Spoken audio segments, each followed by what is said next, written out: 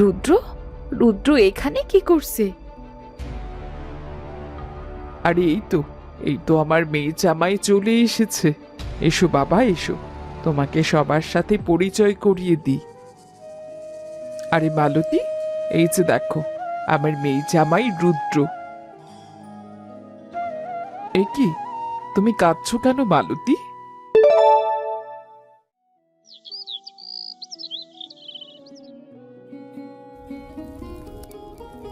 তাড়াতাড়ি রান্না শেষ করে ঘরদোরগুলো গুছিয়ে ফেলতে হবে।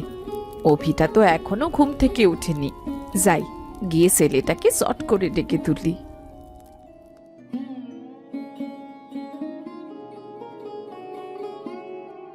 হুই দেখো কেমন হাত পা চুড়ে ঘুমোচ্ছে। এইদিকে যে কত বেলা হলো, নবাবজাদার কোনো খবর নেই। অভি, আই অভি, অভি ওঠ। হ্যাঁ, মুরগি মুরগি মা, তুমি মুরগি রেখেছো?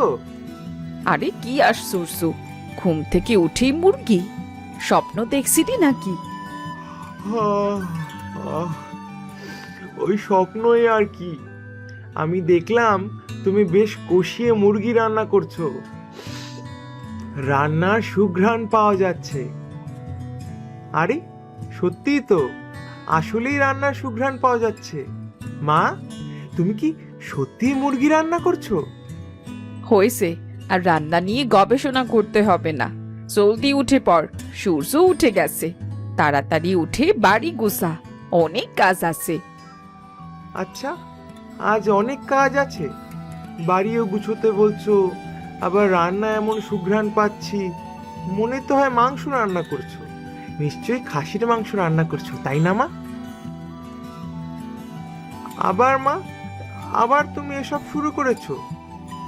কি করবো রে বল, তোর ভাইজান তো খাসির মাংস খেতে খুব ভালোবাসে। তুই তো জানিসই, বড় সাহেবকে বলে রেখেছিলাম, তিনি কয়েক টুকরো মাংস দিয়েছেন। আজ সেটাই রান্না করেছি। মা, কেন শুধু শুধু কষ্ট করছো? ভাইজান আসবে না। এইভাবে বলিস না বাবা, রুদ্র নিশ্চয়ই কাজে ব্যস্ত, তাই হয়তো আসতে পারছে না। সময় পেলে নিশ্চয়ই আসবে। ভাইজানের কোনো দোষই তো তোমার চোখে পড়ে না মা। আমি কতদিন ধরে একটু মুরগির মাংস খেতে চাইছি, তুমি রান্না করনি। আর ভাইজান আসবে কিনা তার ঠিক নেই, এদিকে তুমি খাসির মাংস রান্না করে বসে আছো। চুপ কর, তোর ভাইজান কাজের খোঁজে গেছে। শেষে যে এবার বের হলো ছেলেটা আমার, কেবল পান্তা ভাত সর্ষের তেল দিয়ে মেখে খেয়ে গেছে। তার জন্যে কিছু না করলে কার জন্যে করব? যা যা, জলদি কর, আজ অনেক কাজ। আমি দেখি পিঠা বানানোর সব কিছু ঠিকঠাক আছে কিনা। যা বাবা, বাড়িতে থাকি আমি, বকাগুলোও খাই আমি।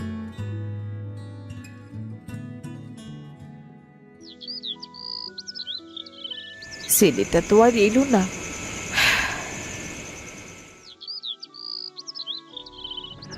এই মালতী, মালতী, এই মালতী, বেরিয়ে এসো। এই বেরিয়ে এসো বলছি। কি হয়েছে মোড়ল হুজুর, কোনো সমস্যা হয়েছে? তোমার ছেলেকে কি শিক্ষা দিয়েছ? হ্যাঁ, লোকের বাড়ির মুরগি চুরি করে। আমার পালা মুরগি জামাইকে খাওয়াবো বলে রেখেছিলাম, আর তোমার ছেলে কিনা মুরগি চুরি করে নিয়ে চলে এলো। হুজুর, অফিসে মুরগি চুরি করেছে, এটা আপনি কি করে বুঝলেন? আরে তোমার ছেলের বন্ধুরাই তো বলছে। ও যাদের সাথে ওই চলাফেরা করে তারাই আমাকে বলেছে। অনেক দিন ধরেই নাকি বন্ধু বান্ধবদের বলছিল ওর মুরগি খেতে ইচ্ছা করছে। একটু মুরগি খেতে পারলে নাকি ওর ভালো লাগতো। তোমার ছেলে ছাড়া এ কাজ আর কেউ করেনি। হুজুর, অভি এমন ছেলেই না। এই চুপ করো, গরিবের ছেলে চোর হবে না তো কি? দাও, আমার মুরগির ক্ষতিপূরণ দাও। মুরগির দাম দাও, তা না হলে তোমার ছেলের নামে আমি বিচার বসাবো। দয়া করুন মোড়ল হুজুর, আমার কাছে তো অত টাকা নেই, যা আছে তা দিচ্ছি আমি।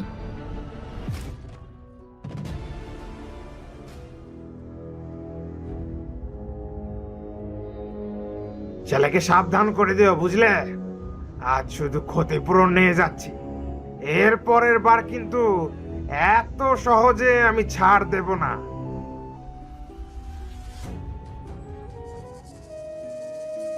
হে সৃষ্টিকর্তা, আমার ভাগ্যটা তুমি কেন এত খারাপ করলে? কেন? মা, ও মা, এসেছিল, পাড়ায় আমার মুখ উজ্জ্বল করে এসেছিস। দাঁড়া দাঁড়া, দেখাচ্ছি তোকে। আহ মা, আমায় মারছো কেন? আমি কি করেছি? তুই মোড়লের মুরগি চুরি করেছিস? তোর এত সাহস? বিশ্বাস করো মা, আমি চুরি করিনি। ওটা তো পটলারা চুরি করেছিল। কেমন বন্ধু বান্ধবের সাথে চলিস যে চুরি করে তোর দোষ দেয়? ওরাই বলেছে মুরগি নাকি তুই চুরি করেছিস। আমি গরিবের ছেলে বলে সবাই আমাকে ফাঁসায়, কিন্তু তুমি তো আমাকে চেনো। তুমি কি করে বিশ্বাস করলে মা যে আমি চুরি করেছি? আমি জানি তুই চুরি করিসনি, কিন্তু কেমন বন্ধুদের সাথে চলিস তুই? নিজের চোখেই দেখ, ওরা চুরি করে তোর ঘাড়ে দোষ চাপিয়ে দিয়েছে। হ্যাঁ হ্যাঁ, দোষ তো আমারই। আমি ওদের বন্ধু ভেবেছিলাম, এটাই আমার দোষ। ছেলেটাকে যে কি করে বোঝাই, গরিবের ছেলেদের বড় লোকদের সাথে বন্ধুত্ব করতে নেই। দেখলি তো রিপা, মালতী ছেলে পেলের অবস্থা দেখলি? ওগুলো একেবারে উচ্ছন্নে গেছে। হ্যাঁ, বড় ছেলেটা ওই যে রুদ্রর জন্য কত মাতামাতি করলো। ছেলের জন্য কি আদর? ওই ছেলে নাকি কাজ খুঁজতে গিয়েই গায়েব, আর কোনো খোঁজ নেই। আর এই ছোট ছেলেটা, এটা তো বকে যাচ্ছে। বাবা হারা ছেলেরা কি আর সঠিক রাস্তায় চলতে পারে? মা বড় লোকের বাড়ির রাঁধুনি, খাটুনি করতে করতেই তো দিন যায়। ছেলেকে দেখবে কখন? ঠিক বলেছিস, গরিবের ছেলে পুলে কি মানুষ হয়? এরা উচ্ছন্নে যায়।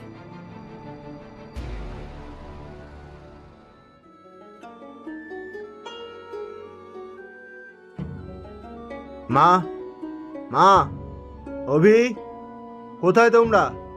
মা, রুদ্র, বাবা আমার, তুই কোথায় ছিলি এতদিন? আমি তোর চিন্তায় তো অস্থির ছিলাম। আমাকে কষ্ট দিয়ে তুই কি সুখ পাস বাবা? আরে মা, নতুন চাকরি পেয়েছি বুঝলে, অনেক টাকা বেতন, কাজের এত চাপ, নিঃশ্বাস নেওয়ারও সময় পায় না। তুই নতুন চাকরি পেয়েছিস? একটা খবর তো দিতে পারতিস। আরে মা, বললাম না, কাজের এত চাপ, কোন রকম চারটা খেয়ে আবার কাজে ছুটতে হয়। ইস, তুই কেমন শুকিয়ে গেছিস বাবা। যা, জলদি হাত মুখ ধুয়ে নে, আমি এক্ষুনি রান্না চড়াচ্ছি। মা, অভি কোথায়? অভি চলে আসবে, তুই যা, গিয়ে হাত মুখ ধুয়ে ফেল।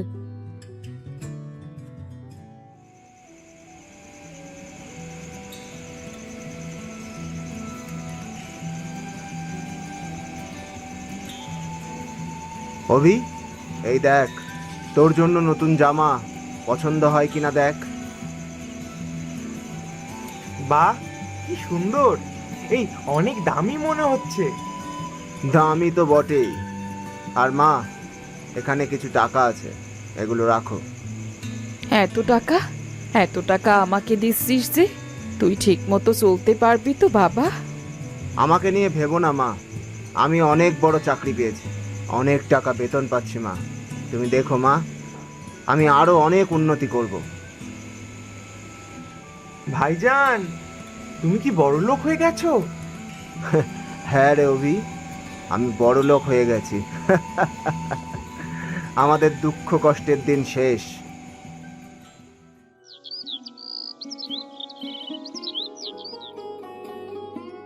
আজ রান্নাটা কিন্তু খুব ভালো হওয়া চাই মালতী। সবকিছু কিন্তু তুমি তদারকি করবে। তুমি ছাড়া কারো ওপর আমি ভরসা করে শান্তিই পাই না।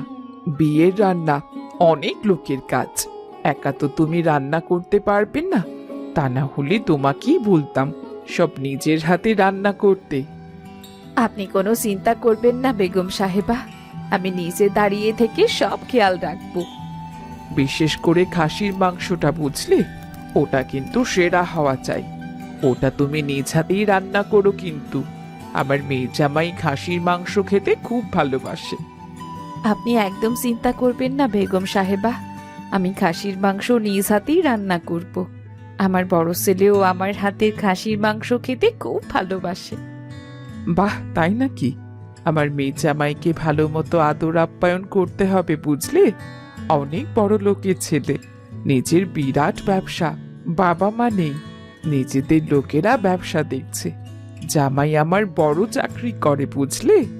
অনেক ধনী লোকের হিসাব রক্ষক। তা তো খুব ভালো, নিজেদের এত বড় ব্যবসা, আবার চাকরিও করেন।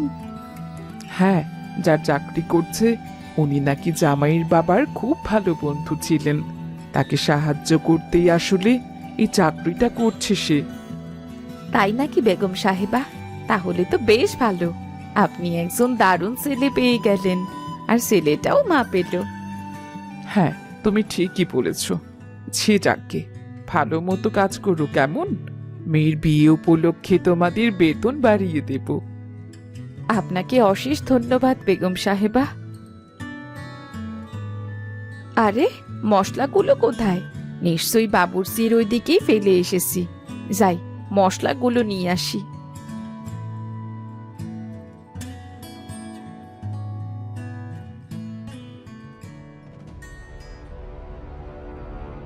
রুদ্র, রুদ্র এখানে কি করছে? আরে এই তো আমার মেয়ে জামাই চলে এসেছে। এসো বাবা, এসো, তোমাকে সবার সাথে পরিচয় করিয়ে দিই।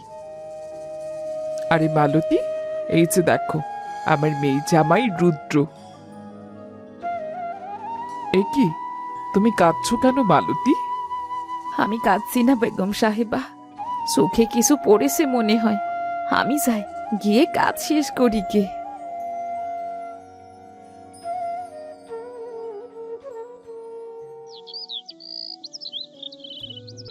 মা, আর কতক্ষণ এভাবে মন খারাপ করে বসে থাকবে?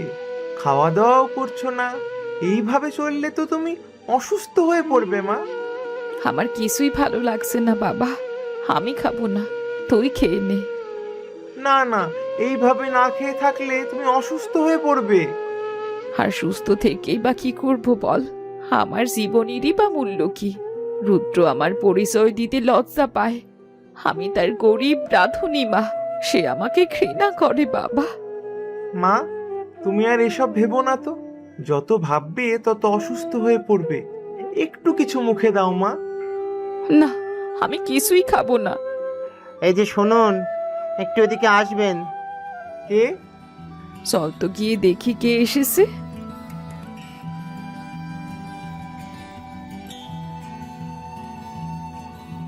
কে আপনি? আমি একজন সাধারণ মানুষ, বৃদ্ধ বাবার ইচ্ছে অনুযায়ী এই গ্রামের লোকেদের খাসির মাংস বিলাচ্ছি। এই নিন, এটা আপনাদের জন্য। আপনাকে অনেক ধন্যবাদ সাহেব। এই গরিবের বাড়িতে এখন আর খাসির মাংস রান্না হয় না, আপনি বরং এটা অন্য কাউকে দিয়ে দিন, সেটাই ভালো হবে। আহা মা, উনি যখন দিয়েছেন তখন নাও না, এমন করছো কেন? হ্যাঁ, নিন না, হয়তো এই মাংস আপনাদের কোনো কাজে আসবে।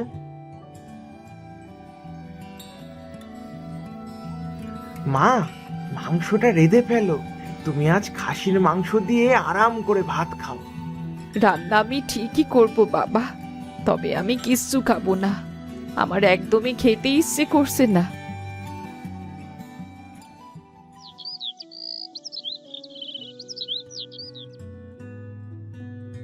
বাড়িতে কি কেউ আছেন? কেউ কি শুনতে পাচ্ছেন? কে কে এসেছে?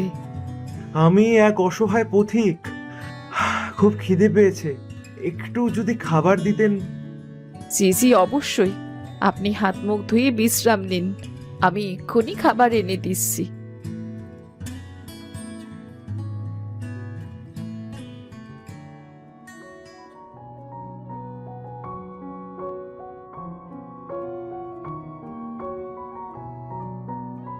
বাহ, আপনার রান্না তো অসাধারণ। আমি এত মজার খাসির মাংস আগে কখনো খাইনি। গরিবের বাড়িতেই খাসির মাংস রান্না, এ আর এমন কি? আপনি আরেকটু নিন না। অভি, এই অভি, আরো খাসির মাংস বেড়ে নিয়ে আয়। না না, আমি আর খাবো না।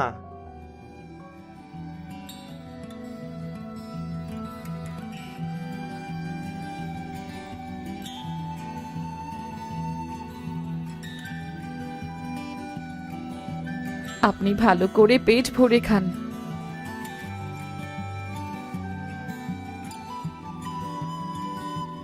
আপনার হাতের রান্না অসাধারণ, আর এত যত্ন করে আপনি খাওয়ালেন, আমি তো মুগ্ধ। আপনাকে আপনাকে অনেক ধন্যবাদ। ধন্যবাদ দেবার কিছু নেই। আপনি ক্ষুধার্ত ছিলেন, আর এই খাবার সৃষ্টিকর্তার তরফ থেকে আপনার জন্যেই নির্ধারিত ছিল। বাহ, এমন একজনকেই তো আমি চেয়েছিলাম মালতীদি। আপনার জন্য আমার একটা প্রস্তাব আছে। আপনি আমার নাম জানেন? আমি অনেক কিছু জানি। সিধু, আপনি মানে আপনারা? আমি তো কিছুই বুঝতে পারছি না। আমি একজন যোগ্য লোক খুঁজছিলাম, আর গরিবের বাড়িতে খাসির মাংস রান্না আমার সেই লোক খোঁজার একটা পদ্ধতি মাত্র। মানে? সিধু আমার কথায় গরিব লোকেদের বাড়িতে খাসির মাংস রান্নার জন্য দিত। আমি দেখতাম তারা কিভাবে খাবার খাওয়ায়, যত্ন করে। গরিব লোকেদের বাড়িতে খাসির মাংস তো খুব সহজে রান্না হয় না। তারা সেই খাসির মাংস দিয়ে কিভাবে অতিথি আপ্যায়ন করে, আমি সেটাই দেখতে চেয়েছিলাম। সত্যি বলতে কি, আমি এখনো পর্যন্ত আপনার মতো যত্নশীল, উদার আর পাকা রাঁধুনি কাউকেই পাইনি। সবাই খাসির মাংস কে আগে খাবে সেটা নিয়ে কাড়াকাড়ি করত, আর আপনি সেই জায়গায় আমার পাতে পুরো মাংসটাই দিয়ে দিলেন। আমাকে ক্ষমা করবেন, আমি এখনো কিছুই বুঝতে পারছি না। আমি আপনাকে আমার 3টে অনাথালয় এবং একটা বৃদ্ধাশ্রমের প্রধান রাঁধুনির দায়িত্ব দিতে চাই। আপনি শুধু তদারকি করবেন, এই বাবুর্চিদের রান্না দেখিয়ে দেবেন। অনাথালয় এবং বৃদ্ধাশ্রমে খাবার দাবার যত্নের সাথে পরিবেশিত হচ্ছে কিনা সেদিকে শুধু খেয়াল রাখবেন। বেতন আপনি যা চাইবেন তাই পাবেন। আপনি আমার প্রস্তাবে দয়া করে রাজি হয়ে যান মালতীদি। কিন্তু আমি কি পারবো? এত বড় দায়িত্ব, আসলে আমি সাহস পাচ্ছি না। আর আপনি কেনই বা এইভাবে আমাকে খুঁজে বের করলেন, আমি সেটাও তো বুঝতে পারছি না। সিধু আমাকে আপনার ব্যাপারে খোঁজ দিয়েছিল যে আপনি চমৎকার রান্না করেন। আমার নাম রতন, আমি এক ধনী লোকের সন্তান। আমার বাবা মারা যাওয়ার আগে সব কিছুর দায়িত্ব আমাকে দিয়ে গিয়েছেন। আমাকে 3টি অনাথালয় এবং একটি বৃদ্ধাশ্রম চালাতে হয়। আমি সেগুলোর রান্না বান্না ঠিক মতো পরিচালনার জন্য একজন যোগ্য এবং সঠিক লোককে খুঁজছিলাম। আমি একজনকে চাচ্ছিলাম যিনি ধনী গরিব যাচাই করবেন না, মানুষকে যত্ন করে খাওয়াবেন, সততার সাথেই নিজের দায়িত্ব পালন করবেন। আপনি আমাকে অতিথি হিসাবে যেভাবে আপ্যায়ন করেছেন, আমি তাতে বুঝেছি আপনি সেই সঠিক লোক। বেশ তো, আমি আপনার প্রস্তাবে রাজি।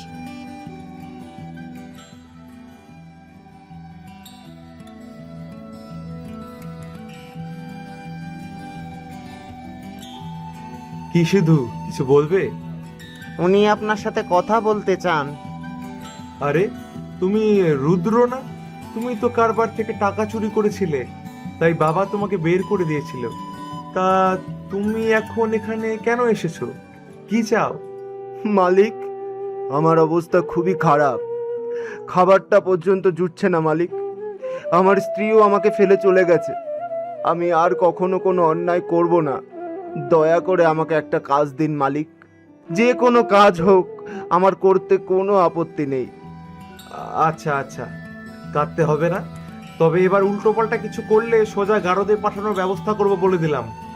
সিধু, ওকে আমাদের প্রধান রাঁধুনির কাছে নিয়ে যাও। ওনার নাকি একজন সহকারী প্রয়োজন, উনি দেখুক একে দিয়ে কোনো কাজ হয় কিনা।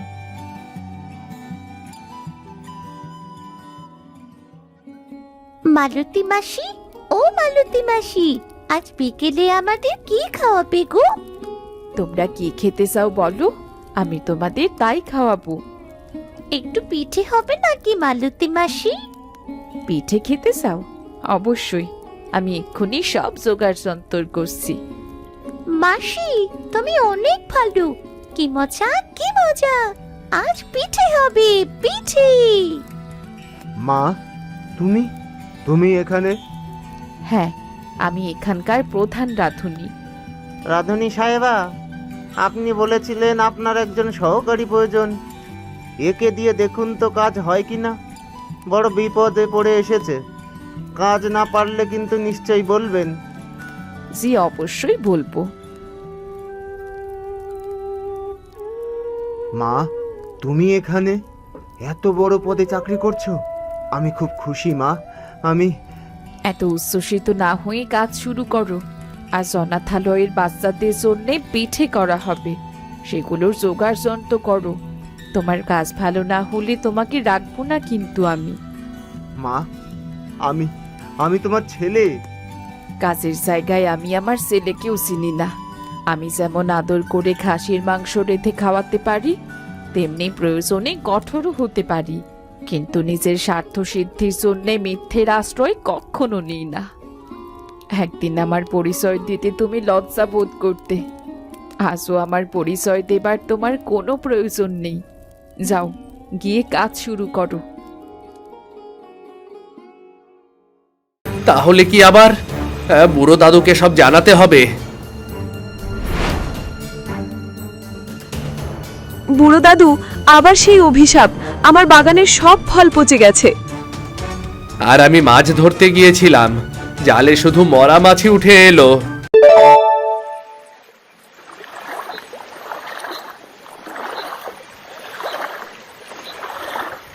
ওই যে দেখা যাচ্ছে চন্দ্রপুর দ্বীপ, ওই তো দেখা যাচ্ছে সোনার পাহাড়।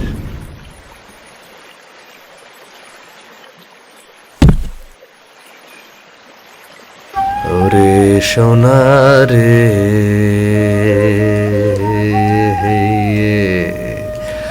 ওরে সোনারে, সোনার পাহাড়, তোর বুকেতে লুকিয়ে আছে অফুরন্ত ভান্ডার। আজ আমি রাজা হব, আজ আমি রাজা হব। হ্যাঁ, এটাই এটাই হচ্ছে সেই বিখ্যাত সোনার পাহাড়।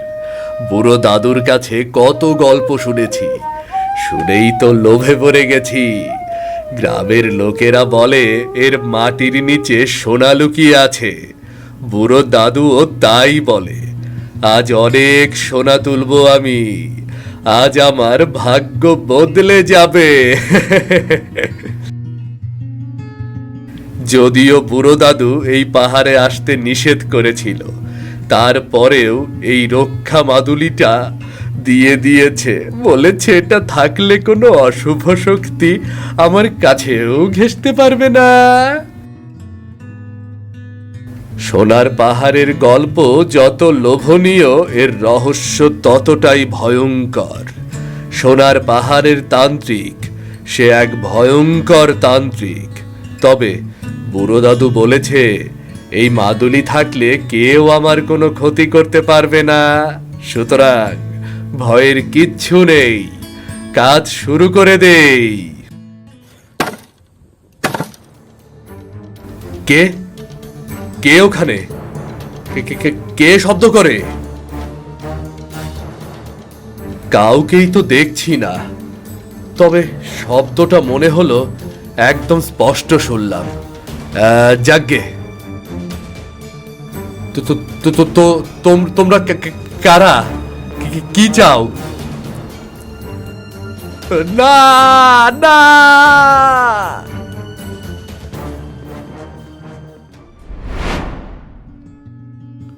আমি সিধুকে কতবার সাবধান করেছিলাম, বলেছিলাম বাবা বাবা সিধু, সোনার লোভে সোনার পাহাড়ে যাস না। ওখানে এক ভয়ঙ্কর তান্ত্রিক থাকে, তার তন্ত্রের শক্তি অপরিসীম। কেউ বাধা দিলে সে তাকে শেষ করে দেয়। কিন্তু ছেলেটা আমার কোনো কথাই শুনল না। লোভ তার চোখ অন্ধ করে দিয়েছে। বুড়ো দাদু, সোনার পাহাড়ে কি এমন স্বর্ণ আছে? দেখে তো সাধারণ পাহাড়ই মনে হয়। আছে রে রতনা, ওই পাহাড়ে যা আছে তার সামান্য একটুকু যদি কারো ঘরে থাকে তবে সে বড় লোক। জায়গা মতো মাটি খুঁড়তে পারলেই তাল তাল সোনা। তাই নাকি? হ্যাঁ রে, আমি একবার দেখেছিলাম বুঝলি। তোরা তো জানিস আমি এককালে জাদুর চর্চা করতাম। ওই সোনার পাহাড়ে একবার একটা গাছ আনতে গিয়েছিলাম। পাহাড়ের মাটি খুঁড়ে গাছটা বের করতেই শেকড়ের সাথে স্বর্ণ উঠে এলো। আমি তো অবাক। তাই নাকি দাদু? হ্যাঁ রে। আচ্ছা, তাহলে তো ওই স্বর্ণের প্রতি যে কারো লোভ হবেই। মাটি খুঁড়তেই যদি স্বর্ণ পাওয়া যায় তাহলে তো যে কেউ সেখানে যেতে চাইবে। হ্যাঁ, সিধুরও দোষ কি? সবকিছু শুনে তো আমারই যেতে ইচ্ছে করছে। লোভ করিস না বুঝলি, তোরা লোভ করিস না। ওই তান্ত্রিক কাউকেই ছাড়ে না। তার সাধনায় বাধা দেওয়া মানে নিজের মৃত্যু ডেকে আনা। তান্ত্রিক রে কোনোভাবে কাবু করার কি কোনো পথ নাই? হ্যাঁ, আমিও তাই ভাবছি। চিন্তা করো, মাটি খুঁড়তেই তাল তাল সোনা পেয়ে যাচ্ছি। আমরা তো ধনী হয়ে যাব। হ্যাঁ, গ্রামের কত উন্নতি করতে পারবো ভাবো একবার। আমি আবারও বলছি, লোভের ফাঁদে পা দিও না। সিধু লোভ করেছিল বলেই আবার রক্ষা মন্ত্র সিধুকে সাহায্য করতে পারেনি। তান্ত্রিক নিশ্চয়ই এতক্ষণে ওকে বলি দিয়ে দিয়েছে। কি ভয়ঙ্কর! তাই আমার কথা শোনো, কেউ কখনো সোনার পাহাড়ের দিকে পা বাড়াবে না। আমাদের এই গ্রামেই তো সব আছে। নদীতে মাছ, বাগানে ফল, সবজি, খেতে ফসল, কি নেই আমাদের? শুধু লোভ করে কি হবে? লোভী তো সবচেয়ে বড় শত্রু। ঠিক বলেছেন দাদু, আমরা কেউ ওদিকে যাব না। হ্যাঁ, সোনার পাহাড়ের ভয়ঙ্কর তান্ত্রিকের পাল্লায় আমি কখনোই পড়তে চাই না। বাহ, এবারে তো বেশ ভালো ফলন হয়েছে। এই ফল বাজারে বিক্রি করে বেশ ভালো দাম পাওয়া যাবে। এ কি পচা ফল? তাহলে কি আবার?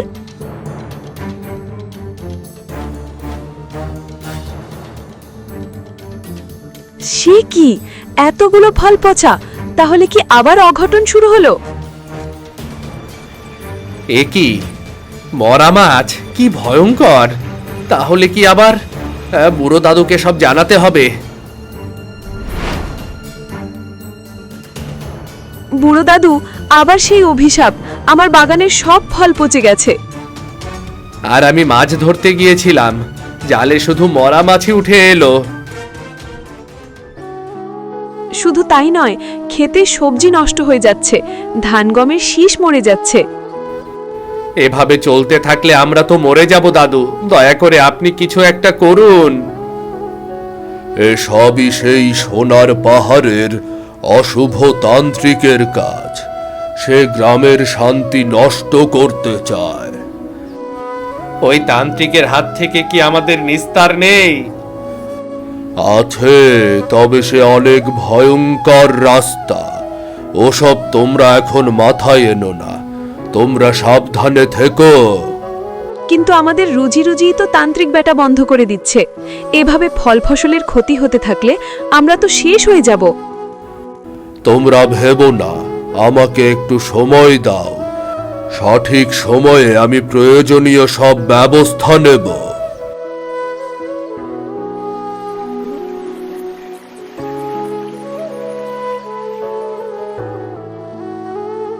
সকল অশুভ শক্তি দূর হয়ে যাও। গ্রামের ওপর থেকে কালো ছায়া সরে যাও।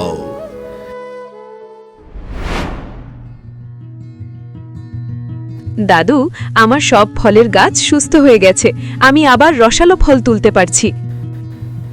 দাদু, নদীতে মাছের মরক শেষ হয়ে গেছে, আবারও তাজা মাছ লাফালাফি করছে। এই তো আজকেও 3 কেজি ইলিশ মোরলের বাড়ি দিয়ে এলাম। তুমি না থাকলে আমাদের গ্রাম বহু আগেই শেষ হয়ে যেত দাদু, তুমি আমাদের রক্ষাকর্তা। হ্যাঁ দাদু, তোমার জন্যই আমরা শান্তিতে আছি। তুমি না থাকলে যে কি হতো আমরা তো চিন্তাই করতে পারি না।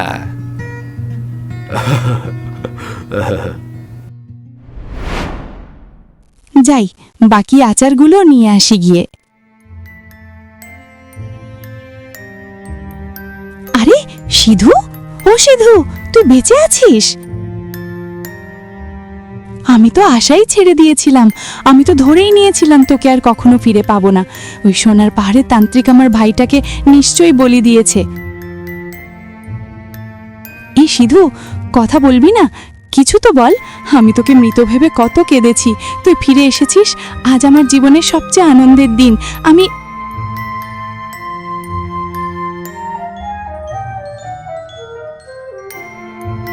কি ব্যাপার, ভাইটা তো ফিরে এলো কিন্তু কোনো কথা বলছে না কেন?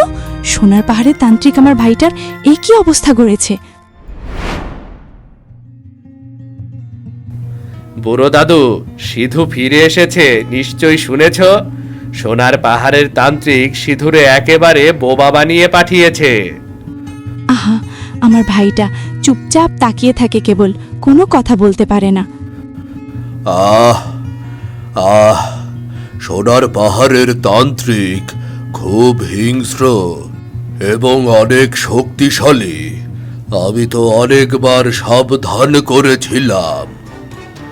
ওই পাহাড়ের সব স্বর্ণ আমাদের, তান্ত্রিক বেটা সব দখল করে বসে আছে।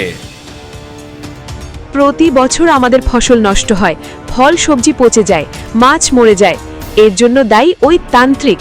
আমরা আর সহ্য করব না। সন্টুর ছেলে টুনু রক্ত বমি করছে। এইটুকুনি ছেলে শুধু সোনার পাহাড়ের দিকে তাকিয়ে বলেছিল বড় হয়ে ওই পাহাড় থেকে সোনা নিয়ে আসবে, আর তাতেই ছেলেটারে হাল করে দিল। আমার ভাইটা ফ্যাল করে চেয়ে থাকে, কোনো কথা বলতে পারে না। আমরা অনেক সহ্য করেছি, আর সহ্য করব না, আর কিছুতেই না। ওই তান্ত্রিককে শেষ করে দিতে হবে। চলো সবাই, আমরা আজকেই সোনার পাহাড়ে যাই, তান্ত্রিকরে শেষ করে দিয়ে আসি। তাইলে আমাগর গ্রামে আর কোনো সমস্যা থাকবো না। বুড়ো দাদু, আপনি কি কন? বেশ, তোমরা যদি একসাথে থাকো তাহলে ওই ভয়ঙ্কর রাস্তায় যেতে কোনো বাধা নেই। ওই তান্ত্রিক ব্যাটার পরাজয় তাহলে কেউ আটকাতে পারবে না। হ্যাঁ, আমরা সবাই একসাথে আক্রমণ করব। চলো, আমি তোমাদের সাহায্য করব, কিন্তু মনে রেখো সোনার পাহাড়ের তান্ত্রিক কিন্তু খুব ভয়ঙ্কর।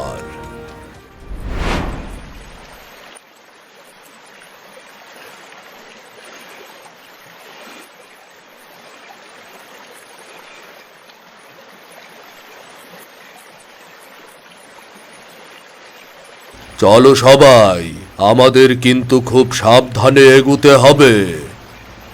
সাবধানে চলো সবাই, শব্দ কইরো না, শত্রুরে আমাগর উপস্থিতি জানান দেওয়া যাইব না।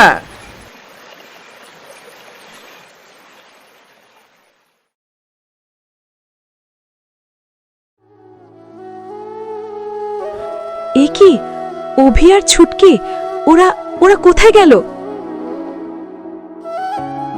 নিশ্চয়ই ওরা সেই তান্ত্রিকের শিকার হয়ে গেছে। মালতীদি, তুমি কেঁদো না, ওই তান্ত্রিককে শেষ করেই আমরা ঘরে ফিরব। হ্যাঁ, একবার যখন এসেছি তখন আমরা প্রতিশোধ না নিয়ে যাব না। চলো চলো, ধীরে ধীরে এগুই চলো।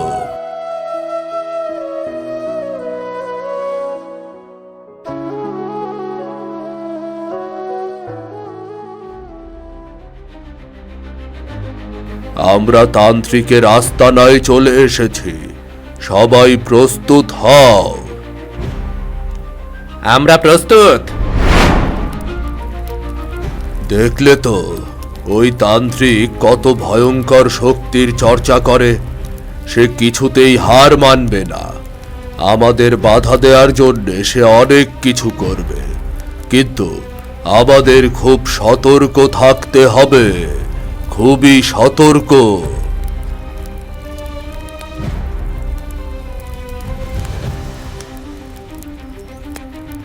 বুড়ো দাদু, এটা তো দেখছি হুবহু তুমি।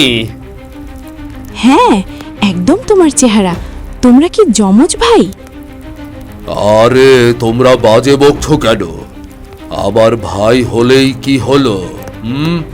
এ তো সেই তান্ত্রিক। তোমরা সবাই ওকে মারার জন্য প্রস্তুত হও। এই চেহারা দিয়েই মনে হয় ও ভিয়ার ছুটকিরে বশ করে ফেলছে। হায় হায়, এখন কি হইব? অভি আর ছুটকির কথা ভেবে লাভ নেই।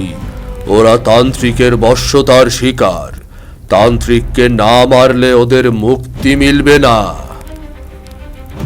অভি, ছুটকি, জি? তোমরা নির্ভয়ে চলে যাও।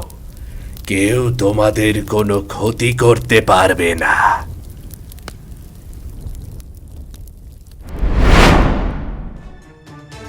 অভি, ছুটকি, তোরা ঠিক আছিস তো? হ্যাঁ, আমরা একদম ঠিক আছি। আমাদের ছেলেমেয়েদের তুলে নিয়ে গেছে। এই ব্যাটাকে শেষ না করা পর্যন্ত আমাদের শান্তি হবে।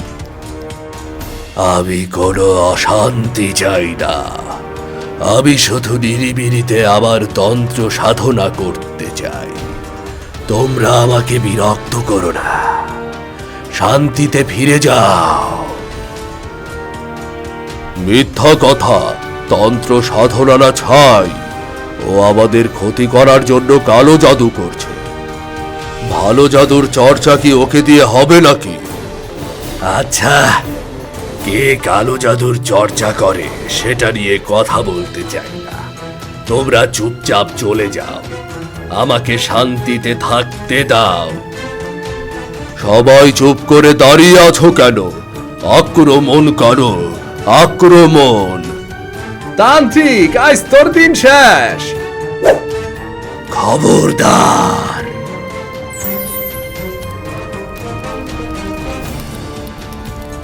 দেখেছো ওর জাদু কত ভয়ঙ্কর? কালু আরেকটু হলেই পুরে কাবাব হয়ে যেত। খবরদার, কেউ আমার শান্তি নষ্ট করবে না, তাহলে আমি কিন্তু কাউকে ছাড়ব না, কাউকে না। তোমরা কি করছো? থামো, সবাই থামো তোমরা। সিধু, হ্যাঁ, আমি কথা বলতে পারি। আমি সুস্থ হওয়ার জন্য একটা ওষুধ খেয়েছিলাম। এতদিন সেটার প্রভাবেই চুপ ছিলাম। আজ তার প্রভাব কেটে গেছে। তাই নাকি? তাহলে কি? এই তান্ত্রিক আমার কোনো ক্ষতি করেনি। তোমরা দয়া করে ওনার কোনো ক্ষতি করো না। এই তান্ত্রিক খুব ভালো মানুষ, উনি আমার প্রাণ বাঁচিয়েছেন। দেখো তোমরা, সিধুকেও কেমন বশ করে নিয়েছে। সিধুদা সত্যিই বলছে, ওই তান্ত্রিক দাদা খুবই ভালো, উনি আমাদের কোনো ক্ষতি করেননি। আমরা গাছে মজার মজার ফল দেখে সেগুলো খেতে গিয়ে পেছনে পড়ে গিয়েছিলাম। আমরা পথ হারিয়ে ফেলেছিলাম। উনি আমাদের খুঁজে বের করেছিলেন, আমাদের অভয় দেন আর জানান কিছুক্ষণের মধ্যেই তোমরা আমাদের খুঁজে পাবে। শোনো সবাই, আসল সত্যিটা তোমাদের জানা দরকার। সেদিন না না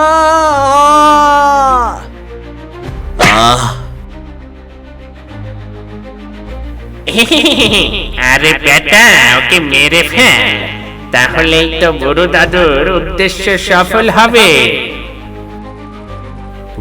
বুড়ো দাদুর উদ্দেশ্য সফল? ওকে মেরেই তো বুড়ো দাদু সবাইকে বোঝাবে যে তান্ত্রিক বেটাই মানুষ মারে। গ্রামের লোকজন তাতে খেপে যাবে। তাই নাকি? গাইতে দিয়ে আর একটা বাড়ি দেবো নাকি? হ্যাঁ, দে দে, একটা না কয়েকটা দে। খবরদার, খবরদার! বাঁচাও, আমাদের বাঁচাও, বুড়ো দাদু আমাদের বাঁচাও। কোনো বুড়ো দাদু তোদেরকে বাঁচাতে পারবে না। কত বড় সাহস তোদের! গ্রামের নিরীহ লোকদের মারতে চাস? বন্দি করো না, আমরা বুড়ো দাদুর কথা শুনবো না। বন্দি করো না, বন্দি করো না। হ্যাঁ, ওর কথায় আর গ্রামের ফল সবজি মাছ নষ্ট করব না, চিরকাল তোমার গোলাম হয়ে থাকবো। তুমি আমাকে বোতলে বন্দি করো না, দয়া করো। বুড়ো দাদুর বশ থেকে আমাদের এমনিতে অনেক ক্ষতি হয়ে গেছে, আমাদের মুক্তির আশ্বাস দিয়েও মুক্তি দিত না। তুমি আমাদের অন্তত এই বোতলে বন্দি করো না, আমরা কথা দিচ্ছি আর ক্ষতি করব না। সত্যি তো? হ্যাঁ হ্যাঁ, সত্যি সত্যি। বেশ, আজ থেকে তোরা মুক্ত। কি বললে তুমি? হ্যাঁ, তোরা মুক্ত। আবার বশ্যতাও তোদের স্বীকার করতে হবে না, কিন্তু তোরা কখনো কারো ক্ষতি করতে পারবি না। তাহলে কিন্তু আবার এই বোতলে আটকে যাবি, আটকে ফেলবো।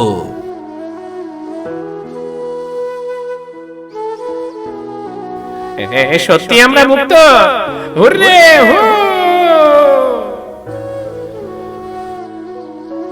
চলো, আবার আস্তানায় চলো, তোমার চিকিৎসা প্রয়োজন। আপনি আপনি সেই সোনার পাহাড়ের তান্ত্রিক, কিন্তু আমি তো শুনেছিলাম। ওসব কথা থাক, চলো তুমি আমার সাথে, চলো। তান্ত্রিকের সেবায় আমি ধীরে ধীরে সুস্থ হয়ে উঠি। তোমরা কি এখনো বুঝতে পারছো না আসল অপরাধীকে? আসল অপরাধী তোমাদের এই বুড়ো দাদু। মিথ্যে কথা, মিথ্যে কথা, মিথ্যে কথা। তান্ত্রিক ওকে বশ করে রেখেছে। মিথ্যে তান্ত্রিক বলেনি, তুমি বলছো। তুমি এসব অশুভ ছায়া দিয়ে আমাদের গ্রামের ক্ষতি করতে, সোনার পাহাড়ের গল্প শুনিয়ে সবার মধ্যে স্বর্ণের লোভ জাগিয়ে দিতে। মিথ্যে কথা। তুই যে সত্যি বলছিস তার প্রমাণ কি?